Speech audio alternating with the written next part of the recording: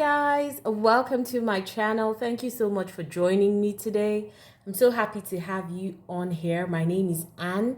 This is Scentolutions. We talk all about perfumes here. So if that is the kind of content you like, stay on, see if you like this channel, and then consider subscribing, clicking the notifications, liking the video, all of that.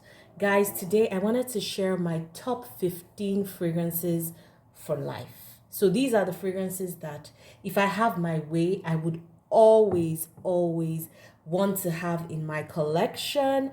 I have a huge collection. I guess I have over 150 perfumes, and I'm sure I have a lot more than that, but ballpark 150, right? So it's a bit difficult. I wanted to do a top 10, but I kind of felt like 15 would be more representative of the kind of perfumes that I like. I don't really restrict myself to a particular scent profile. I'm a bit adventurous with the things that I like to smell. So I have 15 of them that I've curated, and I would love to share them with you. I've broken them down into the niche. So I have about 6 niche perfumes. I have one oldie but a goodie. I have 5 mainstream designers. I have one nostalgic, and then I have 2 Middle Eastern perfumes. So let's get right into it. I'll start with the mainstream designers. So I'll kick this off today with Ysl Libre. And why am I using Ysl Libre as my starting point? This for me is the epitome of perfumery, in my opinion. I just feel like Ysl Libre is what I expect in terms of quality, in terms of performance, just in terms of what a good perfume should feel like. It is a floral perfume. It is sexy. It is powerful. This is one of my confidence boosting perfumes. It is an absolutely stunning perfume. It's inspired by the freedom and empowerment of women, and it's meant to evoke that spirit of liberation and self-expression. And I absolutely love this for high-powered meetings where I want to feel very confident. So it's lavender, vanilla, all of that good stuff. Now I will go into the next one in this lineup, which really is Tresor Midnight Rose. This is like my best rose perfume of all time. It is just a stunning, a beautiful fruity floral that has some berries and rose and I think musk. It is just lovely. Tresor Midnight Rose for me is the epitome of what a feminine perfume should smell like. This is rose done the right way. This is a fruity floral done the right way. I wear this when I just want to feel very feminine and soft and vulnerable. This is a dreamy, beautiful perfume rather. Note that in this video I'm not going too much into performance and all that. I'm just reeling out my top 15 and why I love them. Dreamy rose, dreamy fruity floral. Love Tresor Midnight Rose. Okay, next up in the designer lineup, we have one that, guys, I can't get enough of this perfume. I can't talk about this list without talking about Jean-Paul Gaultier's Scandal. This is one of my best perfumes. I kid you not. Guess what? This is my second bottle. This is the first one I finished. So I'm not just talking here. I really love Scandal. Scandal is that honey, very sweet, fruity blend of blood orange, some citrus, some honey. There's some florals. I think there's orange blossom somewhere in there. There's caramel, patchouli. It has this very warm, sensual finish. This fragrance is inspired by the scandalous and glamorous world of Parisian nightlife. It's meant to evoke that feeling of excitement and daring, and boy, does it achieve the objective. This is my party scent. This is what I wear when I want to be noticed. This is one of those perfumes that when I wear, my husband can't stop following me around. So Scandal is just one of the beautiful ones that I can't let go of. I will always have this in my collection. Next in the designer realm is Black Opium. This one is meant to evoke that feeling of energy and seduction. I can't not have Black Opium in my collection. It is just something I'm not going to do. Black Opium has vanilla, there is some florals, there's coffee, there's pink pepper. It's just a great floriental that has a mix of sweet and spicy blends. Absolutely amazing. I feel like I can wear this anywhere. I just love how simple it is, how easy to reach for. I feel like I can wear Black Opium to any event, any occasion. It's a great, easy reach. And if you have any of these small bottles, you can slip them into your bag and just know that you will smell nice wherever you are. So Black Opium and its flankers, I would always have one of them. It might not be the original. If this finishes, because I have I think Floral Shock from Black Opium, and I think I also have like a sample size for Black Opium Extreme or something. I will always have this in my collection. That's the long and short of it. So Black Opium is one of my designer favorites. Next up, I have one from the house of L'Interdit. L'Interdit is just a beautiful, beautiful line of perfumes. This is the L'Interdit Rouge. I don't know if this has been discontinued, but even if it is, I'm gonna seek this and always have it in my collection. This is tuberose forward. I mean, it's centered around the tuberose, but there's some pimento leaf here. I believe there's some ginger as well to give it a kick. So this is a very, I would say, spicy take on that tuberose perfume. This is one of my sexiest floral perfumes and one of my best designer perfumes. I just feel like I can take on the world when I have this on. It is an absolutely stunning perfume with great performance. I can't stop raving about L'Interdit Rouge by Givenchy. I feel like Givenchy makes beautiful perfumes and they really got it right in this one. It is absolutely stunning. And if I have my way, I would always want to have this perfume in my collection. Right, so there you have it for like the designer staples. Now we're going into the niche houses. So I have 6 niche fragrances for you today. And I don't have too many niche fragrances. I try to take my time because I mean they're expensive, especially where I live. So I really take my time before I delve into niche. But oh my God, the ones that I have and the ones that I want to show you are stunning. So the first one I'll start with is Atelier des Ors, or Atelier des Ors Nuda Veritas rather. Guys, look at the gold speckles in this. Isn't it stunning? This perfume for me is a luxury. It just speaks luxury. This is a beautiful unisex perfume that has a bright, sparkly opening. Smells like there's some aldehydes in there.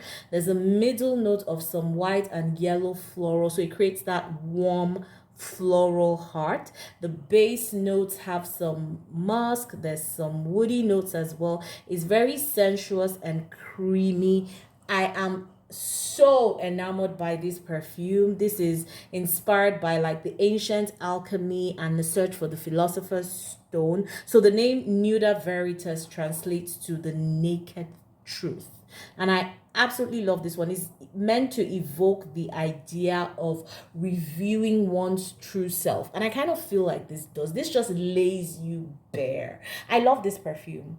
I do. I can't stop sniffing myself when I have this on. It is a stunning, stunning, stunning perfume. Stunning take on a citrus floral. I absolutely love this. I find that this makes me feel very angelic. I kind of picture myself in like a white floral gown, or like, yeah, a white gown in like a meadow. I don't know. That's what I picture when I wear this one. It is a stunner. Absolute stunner. This was one of my first niche perfumes and I absolutely love this one. Next up from my niche collection would be Delina Exclusif. So it would either be Delina Exclusif or Delina. Any of them I would want to have in my collection. This is a beautiful perfume centered on rose, but with some tartness from the lychee, rhubarb, all of that. There's also a base that has this very warm, spicy finish. It is very feminine, very beautiful. This is really, really romantic and elegant. It's the best take on a rose perfume aside from my Tresor Midnight Rose. From the niche world, I feel like this is one of the best rose perfumes I've gotten my nose on. It is just a stunner. From the way the bottle looks to the way that it smells, this is a beast. This one is a beast. When you have it on, just know that you're going to commit to wearing it for the whole day. This is a stunner, absolute stunner, and I can't get enough of this. I get compliments on this one. I have to have this, a version of this. If it's not Delina Exclusif, it will be Delina, but I have to have something from this house in my collection. Next up, from the niche world, we have Moresque Fiamma. This one is a spicy oriental. This perfume is really beautiful, guys. So it's spicy, there's honey. Is inspired by the Arabic word for flame, and it's meant to evoke the passion and intensity of fire. And boy, is this beautiful. This is a very stunning, intoxicating perfume. Like, I can't stop smelling myself when I have this on. Moresque Fiamma is one that I would want to have in my collection. I don't use it all the time, but boy, when I do, I can't stop sniffing myself. It's a stunning perfume. This house is not very hyped up, but guys, if you can get your nose on some of their perfumes, they do really beautiful perfumes. Moresque Fiamma is one that I would always want to have in my collection. Next one that I would want to have is from the house of BDK, and it's called Tubereuse Imperiale. This one is a beautiful floral that has your tuberose.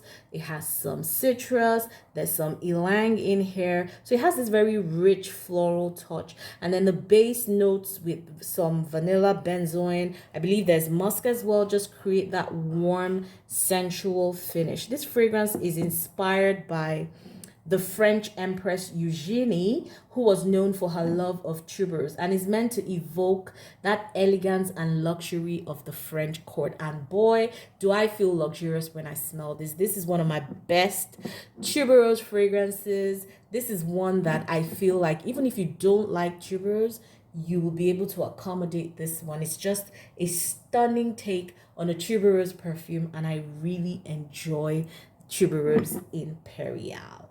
Okay, next up we have, and I think that's the last, this is the fifth of my niche perfumes, is Lancome's Oud Bouquet. I'm not going to go into too much detail because I want to review this separately, but Lancome Oud Bouquet is beautiful, guys. This is the best rose oud I've gotten my nose on in the longest time. This is sweet, it is spicy, it is beautiful, guys. It's just a beautiful take on a rose oud perfume. It's inspired by the Middle Eastern tradition of using oud as a perfume ingredient, and it's meant to evoke the beauty and the mystery of the East. And guys, this is my best Middle Eastern perfume of all time.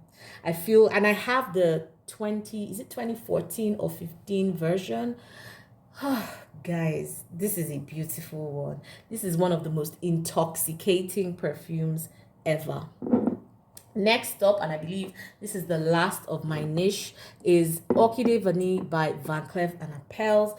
This one is just a warm hug. This is chocolate, this is vanilla, this is some florals. It's inspired by that exotic and luxurious flowers of the tropics, and it's meant to evoke like a sense of sensuality and femininity, which I think it does beautifully. It just has this warm, sensuous finish. I love this one. It's not the best performer, but guys, I don't mind spraying this over and over again. Now I'm heading on to my nostalgic, and this is a Ralph Lauren's Romance. This perfume is so nostalgic because this was my wedding day perfume, and I absolutely love this one. I feel like it's a timeless perfume. It would always be relevant. This has florals, it has musk in it. There is just that feeling of femininity and romance in this perfume. It's inspired by the feeling of falling in love and the romance of a summer day, and it's meant to evoke that feeling of intimacy and connection between two people. Guys, my husband loves this one and I love it too. It's very, very feminine, ultra feminine, has a bit of an aquatic touch to it. So there's all kinds of florals in here that just give it that very feminine floral touch. I love this. There's an oak moss note again that creates that warm, sensual finish with some patchouli. Guys, Ralph Lauren Romance is beautiful, especially if you love florals, if you love just that romantic, floral, aquatic feeling. Ralph Lauren's Romance will do it for you. So that's my nostalgic one. No, that's my nostalgic one. Then you have an oldie but a goodie. And I don't know whether to really call this an oldie, but then again, with the way perfumes come out these days, maybe I won't be too far from the truth if I called this an oldie, and it is Miss Dior Le Parfum. So this is the 2012 version. This one is a floral woody perfume that has some citruses. There's rose in the middle. There's floral feminine touch. There's amber in here, so it makes it very, I would say, old school. There's an old school vibe to this, but I can accommodate that because I really, really love this. It's not sweet. It's very elegant and very present. It's that kind of perfume where you know that you're owning your femininity, but you don't have to do it with too much sweets or too many sweet notes. You're doing it with the amber, you're doing it with the florals, you're doing it with the citrus. It's just a beautiful perfume. I love this. It speaks high quality. It speaks elegance. It just speaks confidence. I love Miss Dior Le Parfum. I find it to be really beautiful. You have to like amber to love this one, but it finishes off in such a powdery, soft, beautiful way that I just love. So Miss Dior Le Parfum is my oldie but a goodie. And out of all the Miss Dior flankers and everything, this is the one I love the most. So now we are on my Middle Eastern fragrances, and I just have two that I want to have in my collection always. First one is Amirat Al Arab, and it's from a house called Asdaf. So this has berries, it has some florals. I believe there's some maybe vanilla and musk in here. Guys, this is such a beautiful take on a floral perfume. I really enjoy this one. It is absolutely intoxicating. There's a playfulness to it from the fruity side. There's a seriousness from the florals. There's a sensuality from the musk. It has so many facets that blend so well together. I think this is very, very stunning. The other one, and this is more gourmand leaning, that's supposed to be a dupe for Angel Share by Kilian, is Edmir's Fire Desire. And the reason I like this one is just because of how it smells on my skin. Like, it is so delicious. So delicious. There's a spiciness, there's vanilla. So there's that edible component to it that is just amazing. This layers very well with so many perfumes, and you can just achieve anything you want with this perfume. Again, not the best performer, but guys, the smell is so intoxicating. I always want to have this in my collection. So there you have it, guys. This is it. I talked about Libre. I just wanted to show you that I already have one bottle that I had finished or almost finished. And so This is the Libre Original. That one is the Libre Intense that I showed you earlier.